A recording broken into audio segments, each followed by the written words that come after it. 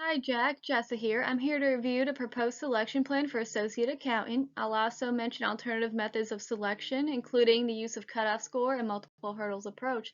Please let me know if you have any questions during this. I have identified 24 KSAs for the Associate Accountant position that are listed. These knowledge, skills, and abilities have been selected by 20 individuals familiar with the job of Associate Accountant. The SMEs completed an online survey in which they rated the importance of each KSA in relation to 6 essential job tasks using a 5-point rating scale. All KSAs that received an average SME rating of 2 or higher, in which KSA was deemed to be somewhat important, were retained from the survey and included in my selection plan. I listed each KSA along with a corresponding KSA weight in the table on the right, and I assigned one or more selection tests to measure each KSA.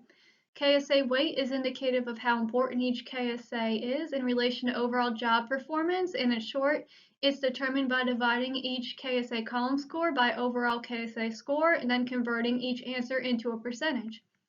My plan involves measuring KSAs using an application or a resume review because these methods are simple ways of analyzing how candidates demonstrate written expression, attention to detail, and it saves you time in screening out unqualified applicants. Meanwhile, a structured interview can be conducted to measure knowledge of law and government, interpersonal skills, and work ethic because the interview is the ideal platform for an employer to understand how an applicant explains themselves orally, and the employer can ask follow-up questions to understand the extent the applicant keeps up to date with current laws and regulations. In addition, I propose Maroon Associates implement a cognitive ability test for applicants who make it past pre-employment screening to demonstrate their mathematical skills, reading, writing, and/or typing skills for the select KSAs in this table. Finally, simulation tests should be reserved for applicants who reach the final stages in selection, as this method requires more use of staff time to conduct a test in the form of work samples and situational judgment tests, so your company gets an idea of how these applicants perform on the job and how they would respond to critical incidents. The mechanical selection method uses a statistical approach for selection. This saves you time from sorting through irrelevant data and overall results in 50% more accuracy in predicting future job performance than exclusive intuition methods. You gain a more comprehensive picture of each applicant's history in a format that's easy to review, meaning more applicants are correctly hired, saving you time from spending additional funds on recruitment and training.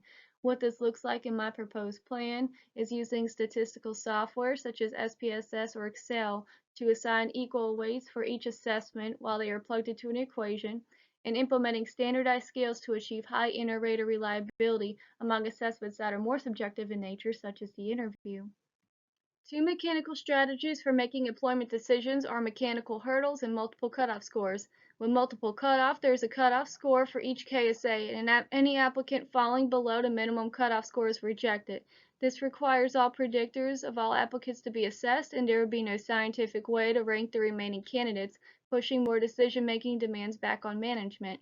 If using multiple hurdles, applicants must score above the cutoff score to progress to the later stages of selection. Neither multiple cutoff nor multiple hurdles allow applicants to compensate for KSAs. However, multiple hurdles do take more time to implement. I recommend a company use the multiple hurdles approach because the benefit is saving time by narrowing the applicant pool as we get further along the selection process, using only more expensive and time-consuming selection tests on the most qualified candidates. If implemented, cutoff scores will be set for the pre-screening questions on an online application in which applications who don't meet minimum qualifications will be dropped from the pool. Then a cutoff score will be established for a math skills test, and applicants who pass the math test will be eligible to complete the reading test. Remaining applicants will be called in for an interview, and those who ace the interview will be assigned to complete a work sample, and then the remaining candidates will take a situational judgment test. I provided a series of suggestions for you and your team.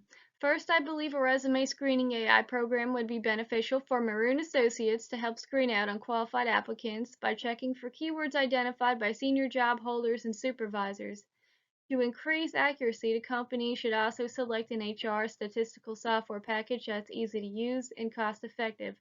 Next, unstructured interviews should be replaced with structured interviews with questions about past performance as well as how the applicant would react to hypothetical situations on the job. The scoring of the interval will use a standardized scale with clear indicators that raters can look for in poor, average, and excellent performance. Overall, the takeaway from these suggestions is that assessment should predict job performance. This is done by communicating with people familiar with the job, providing raters with a consistent formatted rating scale. In addition, employing mechanical methods in selection instead of personal judgment saves us time, money, and potential legal consequences. This concludes my presentation. Thank you.